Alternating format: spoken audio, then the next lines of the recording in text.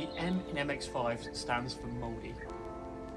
Welcome back to the channel. Today we are working on Project RX5. We're once again in the MX5, clearly standing for mould, which is shown nicely here on this CMOS green seatbelt or on this seat.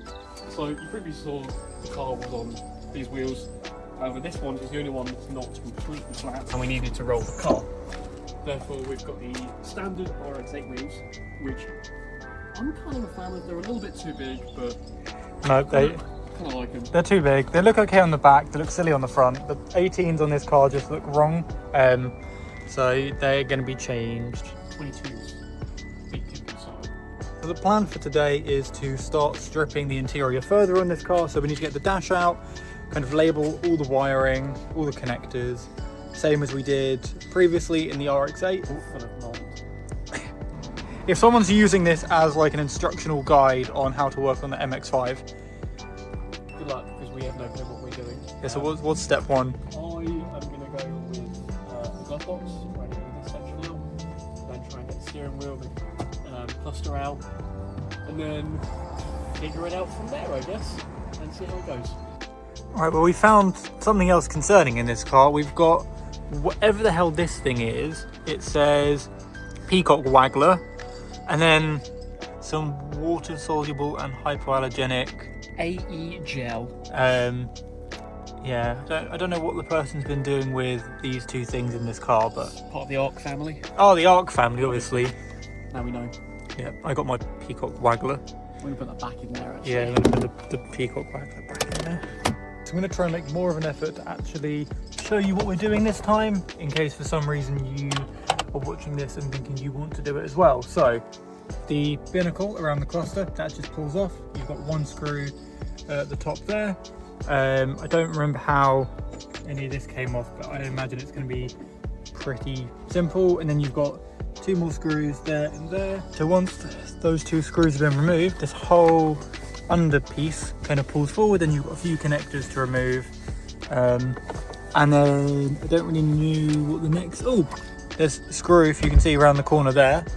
And I'm hoping if I remove that one and then probably one on the other side, yep, that might release the radio. So this man here just asked me for a ratchet for his 10mm socket he already had, and I asked what size. As for the medium. This is a medium ratchet. There's a small, there's a medium, there's a large. It's unacceptable, you can't call it a medium ratchet. You're a medium ratchet.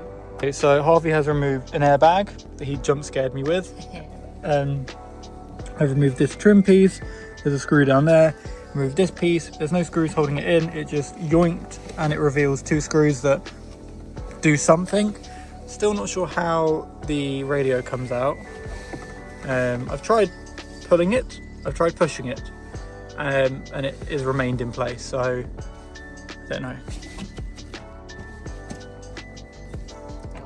The next step is to lie like this, remove the clamshell that goes around the steering wheel, and then there's some bolts, those two, that one and that one I think you need to remove, and there's another one further down in there. So the larger two 12mm bolts are removed, don't know what they do, didn't need to remove those. The one 10mm bolt that was further back, he was the guy, and now the radio can be removed if Harvey can figure out how to use his fingers. Actually can't, because it's like 3 degrees outside and we are outside. We are once again labeling all the connectors, because there's a lot of this that we are going to be able to cut out and remove. There's some stuff we're not going to be able to, so like the radio, we probably want to keep that. The heater controls, we definitely want to keep those. Then there might be some stuff kind of here. Actually, we probably want to keep most of this. It's just going to be like cluster stuff that we don't need, I would imagine. We've removed this part of the dash, which is good. If we're looking at it, you've got a lot of like trim clips, you've got a screw there, you have two screws that are kind of through the front here that you can get to once you remove the radio, and then apart from that, it is just a case of using a trim tool and slowly kind of getting all the clips popped out. And then there's some more screws behind there, which you're going to remove that hazard warning switch. So we are, continuing to take the car apart. I just removed a bracket from up here, which has two Torx bits. and we see, oh, an RAC card, and we see, oh, Miss L. Thomas, and she was a member since 1985. And I said, oh, I wonder if maybe this was like her kind of, you know, midlife crisis or retirement card to, you know, nice little treat for herself that, you know, we are now kind of destroying. And Harvey said, oh, it's probably not her retirement. She's only going to be 40. I don't want to talk about it. Yeah, so if you see any babies out there driving cars, maybe the RAC have a deal where you get pregnant, have a baby, and they give them a membership, cover? yeah, in case your baby breaks down. So there's 2 screws holding in the cluster, one there and one there, which I didn't remove, so hopefully that cluster will just come out now. It was really helpful that whilst I was doing it, Harvey was he was doing that. Oh, well, you know, when the cars are rocking, don't come a knocking, so. Bonnet, release catch, pretty straightforward. Then you've got another release, or another switch there for the boot release. And then you've also got the OBD there that can just be popped out.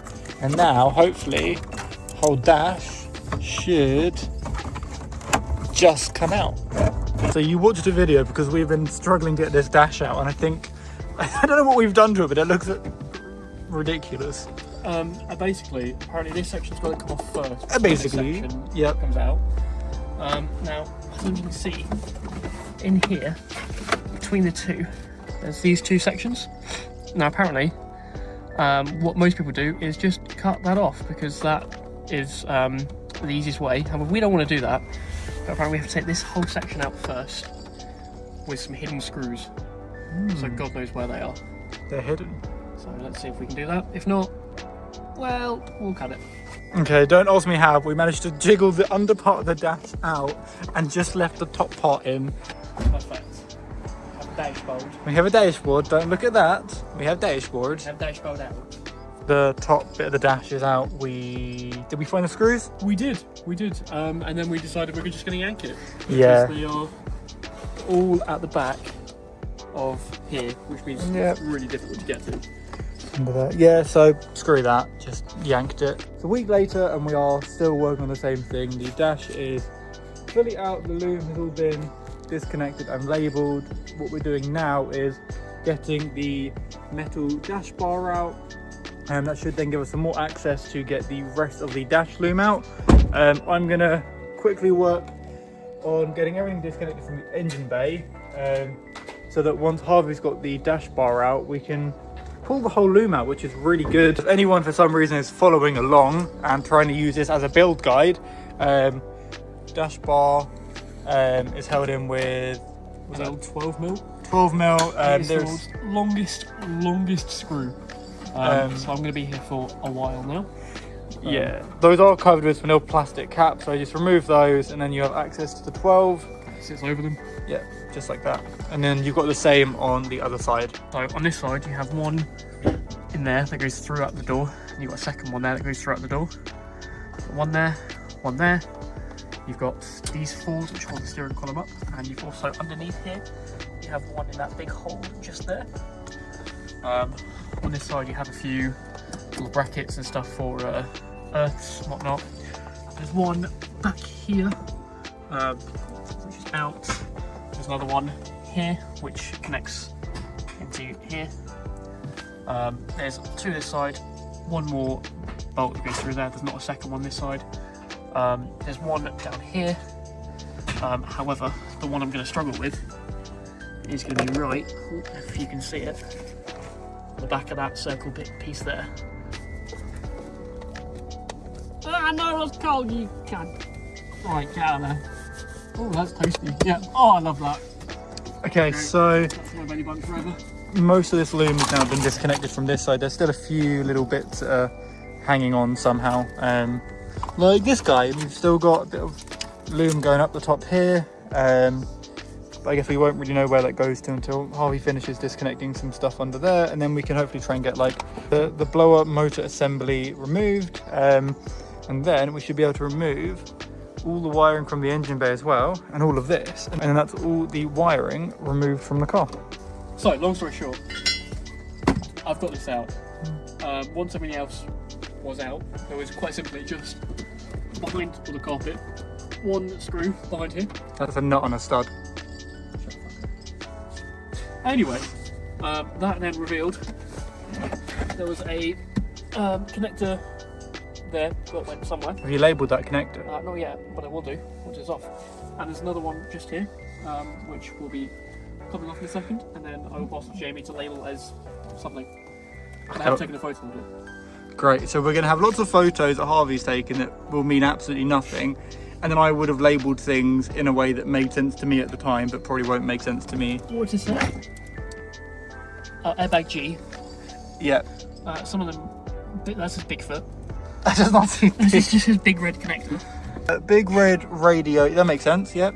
Just a note to self, these are filled with liquid, so don't pick them up like I just did and piss water all over your shoes, because now I have wet, soggy shoes and it's -2 degrees. The loom is almost out. There was a few connectors we couldn't quite find, so we decided to take the front bumper off, something we should have done from the beginning, just to make life easier. In the process of doing that, obviously we have to remove the arch liner so we can get to some of the bolts that go from the wings into the front bumper. What we've just found is that the arch liner actually goes around your strut. I have Loom. That really doesn't look as scary as I thought it would. Don't you think?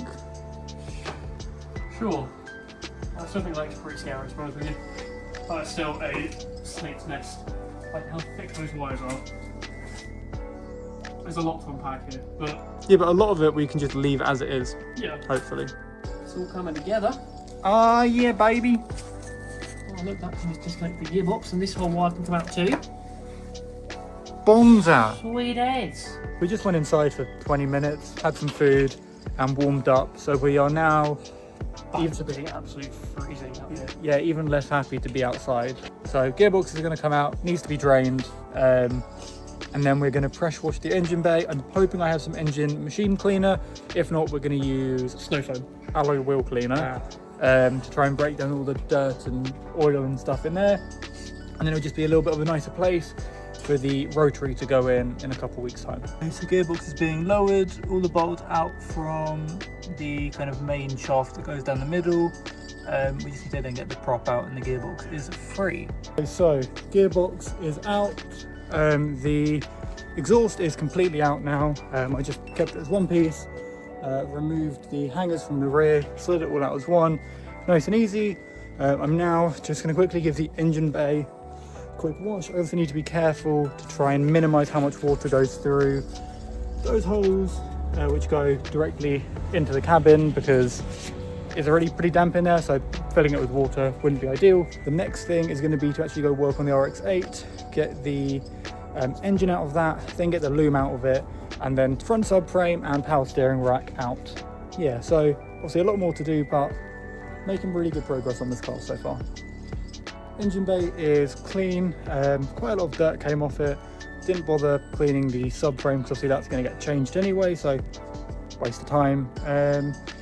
Yeah, the engine bay, actually the paint has come up pretty well. Next time the plan will be to work on the RX-8. As I said, get the engine out, get the loom out, get the front subframe out. But yeah, anyway, thank you guys so much for watching, and I'll see you next time.